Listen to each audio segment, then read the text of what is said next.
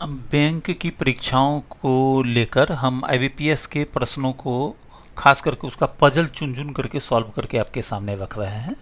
IBPS PO जो 15 अक्टूबर 2022 में examination हुआ था, उसमें पजल के जो जो भी प्रश्न हैं आप समझ सकते हैं कि हम उसका चौथा पजल करने जा रहे हैं। एक पजल पर नॉर्मली 4 से 5 क्वेश्चन रहता है, मतलब 20 से 25 क्वेश्चन ऑलरेडी अभी तक सिर्फ पजल से उसमें है।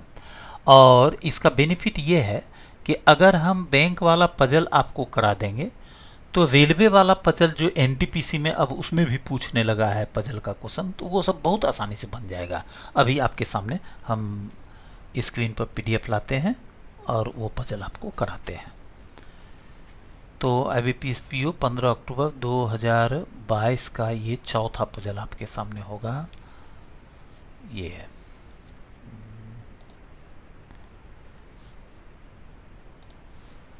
हम तुरंत, हाँ ये पजल है। क्वेश्चन देखिए आपका ये है, आ गया है, ये देखो। हम जूम कर देते हैं बच्चों, हम ये वीडियो बनाकर आपके सामने रखने जा रहे हैं। देखो क्वेश्चन है आपका कि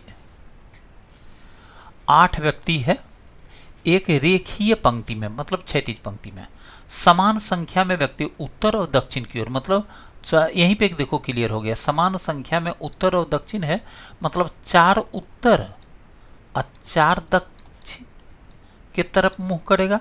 पंक्ति यहाँ बना दीजिए, 8 लोगों का पोजीशन बना दीजिए, 1 2 3 4 5 6 7 8 बना दिए। देखो कहता है ए पंक्ति के किसी एक अंतिम छोर से दूसरे स्थान पर है। तो देखो इधर से अंतिम छोर से दूसरे स्थान यहाँ हो सकता है या यहाँ हो सकता है। अब दोनों बना करके रख लीजिए, जो डाटा फेल होना होगा अपने आप फेल हो जाएगा। आगे कहता है बी जिसका मुख दक्षिण दिशा की ओर है और वह ए के दाएं दूसरे स्थान पर है। तो ए के दाहिने दूसरे स्थान पर बी यहाँ देना होगा। अब बी का मुंह यहीं एरो लगा दिए दक्षिण दिशा की ओर, कन्फर्म कर दिया। इसमें अगर है तो देखो ये जो बोला बी का मुंह दक्षिण दिशा की ओर है, ए के दाएं दूसरा, तो ये भी क्लियर हो गया कि ए उत्तर रहेगा तभी ना बी इसमें दक्षिण हो पाएगा। यहाँ देखो इसमें ए दक्षिण रहेगा, नीचे की ओर एरो लगा दिए, तब इसके दाहिने मुंह नीचे रहेगा तो दाहिना हाथ इधर हो जाएगा, तो बी को यहाँ देना पड़ेगा। देखो ए पंक्ति के अंतिम छोर से दूसरे स्थान पर है, ए के दाएं दूसरे स्थान पर बी है जिसका मुंह दक्षिण की ओर है। बी जिसका मुख दक्षिण की ओर है, मतलब बी का मुंह दक्षिण की ओर है, ए के दाएं दूसरा, तो ए के दाएं दूसरा यहाँ भी बी का एरो ऐसे लगा दीजिए नीचे की ओर। अब देखो आगे है बी और सी के मध्य में केवल 3 व्यक्ति बैठे हैं। यहाँ तक हम डाटा पढ़ चुके हैं। तो देखो बी यहाँ लोगे तो बी सी के बीच 1 2 3 यहीं पे सी लेना होगा इस डायग्राम में, इसमें यहाँ सी लेना होगा क्योंकि दूसरे तरफ 3 व्यक्ति बनेगा नहीं। बी के तत्काल पड़ोसी एक दूसरे के विपरीत दिशा की ओर उन्मुख है। तो बी के तत्काल पड़ोसी का मतलब हुआ कि जैसे ये दोनों बी के तत्काल पड़ोसी हुए तो दोनों अपोजिट है, मतलब ये नीचे तो ये ऊपर। परफेक्ट नहीं है इसलिए देखो नीचे दबा के इसको छोटा करके दिए हैं, परफेक्ट होता तो यहीं दे देते। यहाँ भी ये ऊपर तो ये नीचे, इसका उल्टा भी हो सकता है कि ये नीचे रहे ये ऊपर हो जाए, बस अपोजिट है यही इंडिकेट किए। बी और ई के मध्य केवल एक व्यक्ति बैठा है, बी और ई के मध्य एक व्यक्ति बैठा है, तो देखो इधर तो ए बैठा हुआ है एक व्यक्ति बीच में, तो यहाँ ई लेना होगा तब ना बी और ई के मध्य एक व्यक्ति बैठेगा। इसमें भी ई यहाँ लेना होगा तब बी और ई के मध्य एक व्यक्ति बैठेगा। ई और एफ के मध्य 2 व्यक्ति बैठे हैं, ई यहाँ लीजिएगा तो 1 2 छोड़ करके एफ को यहाँ बैठाना होगा तभी ई एफ के मध्य 2 व्यक्ति। इसमें भी देखो एफ यहाँ लेना होगा तो ई और एफ के मध्य 2 व्यक्ति हो जाएगा। ई और एफ के मध्य केवल 2 व्यक्ति बैठे हैं जिनका मुख दक्षिण दिशा की ओर नहीं है, मतलब एफ का मुख दक्षिण दिशा की ओर नहीं है, एफ का मुंह दक्षिण दिशा की ओर नहीं है। तो देखो क्लियर हो गया कि यहाँ एफ का मुंह उत्तर दिशा की ओर हो जाएगा। दक्षिण नहीं है तो एफ का मुंह उत्तर हो गया। अब बी के दोनों पड़ोसी का मुंह अपोजिट है, मतलब यहाँ जो बैठेगा उसका मुंह दक्षिण हो जाएगा। यहाँ देखो एफ का मुख दक्षिण दिशा की ओर नहीं है तो एफ का मुख उत्तर दिशा की ओर ऐसे ले लिए। तब यहाँ जो बैठेगा वो दक्षिण की ओर हो जाएगा। दोनों अलग अलग डायग्राम बन रहा है, ठीक है। कहता है जिनका मुख दक्षिण दिशा की ओर नहीं है, आगे है एच डी के बाएं से चौथे स्थान पर बैठा है, जो मतलब डी पंक्ति के अंतिम छोर पर नहीं बैठा है। डी के बाएं चौथे स्थान पर, अब डी पंक्ति के अंतिम छोर पर नहीं बैठेगा। तो डी अगर यहाँ बैठेगा तो एच डी के बाएं चौथा होगा, तो डी का मुंह दक्षिण अगर ले भी लेंगे, डी पंक्ति के अंतिम छोर पर नहीं बैठेगा, तो डी यहाँ नहीं बैठेगा तो कन्फर्म हो गया डी यही, डी यहाँ बैठेगा। तब डी के बाएं चौथा 1 2 3 चौथा नहीं हो पाएगा, तो यहीं पर बैठेगा डी। देखो और डी का मुंह दक्षिण होगा, तो एच डी के बाएं चौथा, तो देखो डी के बाएं चौथा बन ही नहीं पाएगा, मतलब ये फिगर गलत हो गया, कट गया। ये नीचे वाला सही होगा। डी किनारे में नहीं है, डी को ऐसा रखना है कि उसके बाएं चौथा बन सके। तो डी को अगर यहाँ रखेंगे तो इसका बाएं चौथा इधर 1 2 3 चौथा नहीं सेट करेगा, तो डी यहाँ हो जाएगा। और डी यहाँ हुआ तो देखो डी का मुंह नीचे हो जाएगा, तो डी के बाएं 1 2 3 चौथा एच यहाँ हो जाएगा।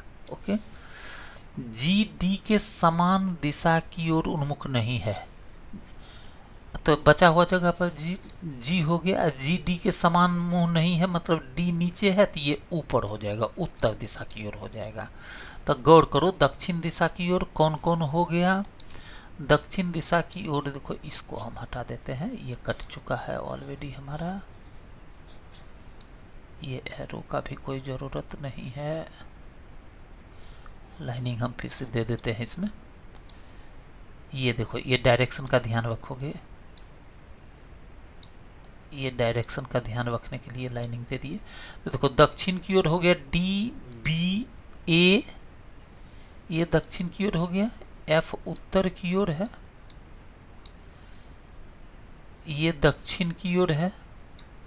अब ये भी पढ़े जी डी के समान दिशा की ओर उन्मुख है, तो जी उत्तर की ओर है तो जी डी के समान दिशा की ओर, डी दक्षिण की ओर है।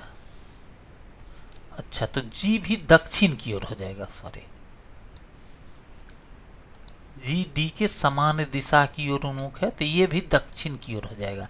तो दक्षिण की ओर जी हो गया, डी हो गया, बी हो गया और ए हो गया, 4 ठो दक्षिण हो गया, तो 4 ठो उत्तर हो जाएगा। यहाँ बनाए थे ना, तो बाकी जो बचा वो चारों उत्तर, सी ई भी उत्तर, सी भी उत्तर और एच भी उत्तर। तो देखो 4 ठो उत्तर कौन कौन हुआ, एच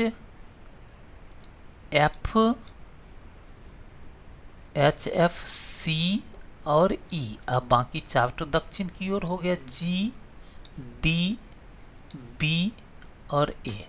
यही डायग्राम बनेगा, बस इसी से क्वेश्चन का आंसर निकलता चला जाएगा। हम इस डाटा को लेते हैं, नीचे ले चलते हैं क्वेश्चन के पास। कहता है निम्नलिखित में कौन सा व्यक्ति ए और सी के ठीक बीच में है। ए और सी के ठीक बीच में देखो, यहाँ ए है, यहाँ सी है, तो इसके बीच में 5 लोग हैं, 3 2 5 लोग, तो ठीक बीच में डी आ जाएगा, जो विकल्प डी में है। नेक्स्ट क्वेश्चन में चलिए।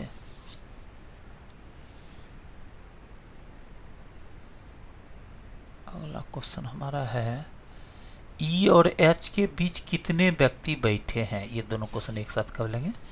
ई और एच के बीच कितने व्यक्ति बैठे हैं। देखो ई और एच के बीच में 4 व्यक्ति बैठे हैं, विकल्प बी हो गया।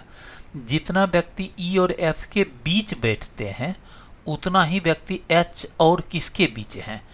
ई और एफ के बीच देख लो, ई और एफ के बीच 2 व्यक्ति हैं, तो एच और बी के बीच 2 व्यक्ति हो जाएंगे, तो बी आंसर हो गया, जो विकल्प बी में है।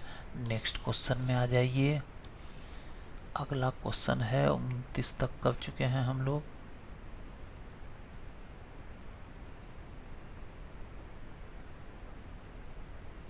तीसवां नंबर क्वेश्चन पढ़िए। देखो हम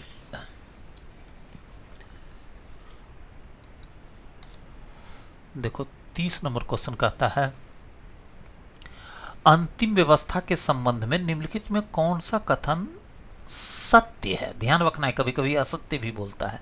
ए ई के दाएं चौथे स्थान पर है, ई का मुंह ऊपर की तरफ है। ए ई के दाएं 1 2 3 चौथा, पहला ही सही है। चूंकि सभी सत्य भी दिया हुआ है तो आगे भी जांच करिए। जी और एफ के बीच में केवल 2 व्यक्ति है, जी और एफ के बीच में 3 व्यक्ति हो गया, अर्थात एक ही आंसर हो जाएगा। निम्न 5 में से 4 निश्चित तरीके से समान है, कौन समूह से संबंधित नहीं है? तो देखो जी, तो जी का मुंह दक्षिण, बी, बी का भी मुंह दक्षिण, ए का भी मुंह दक्षिण, डी का भी मुंह दक्षिण, ई का मुंह उत्तर, तो यही विजातीय हो गया, बाकी सब दक्षिण की ओर मुख किए हुए हैं। तो बच्चों ये पजल भी हो गया। मिलते हैं नेक्स्ट पजल में, नेक्स्ट वीडियो में। तब तक के लिए बहुत बहुत धन्यवाद। ईश्वर से बहुत प्रार्थना आपका जीवन सुख में बीते, आप एग्जाम में सफल हों, और मेरे चैनल को सब्सक्राइब कर लीजिए, लाइक करिए, ज़्यादा से ज़्यादा लोगों के बीच शेयर करिए। उम्मीद करते हैं आपको हम अक्सर इस तरह का पजल बनाकर दे पाएंगे।